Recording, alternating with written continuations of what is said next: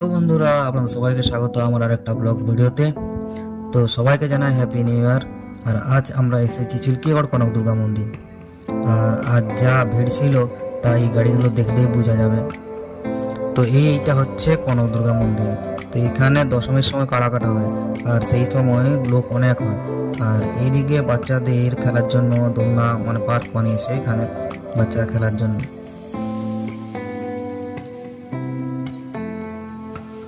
তো মা এখন পুজো দিচ্ছে, তো মা পুজো দিতে দিতে আমরা চারপাশটা একটু ঘুরে নিই।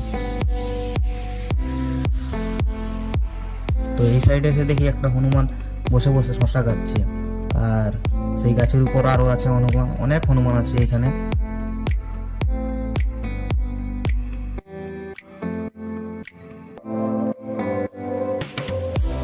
এখানে দেখছি আরো একটা বাচ্চা হনুমানও আছে, তো দেখছি তার মায়ের সঙ্গে।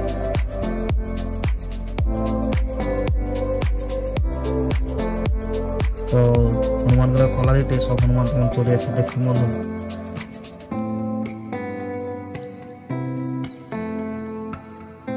তো এইদিকে হচ্ছে ডুলুং নদী, আর এদিকে সবাই পিকনিক করে।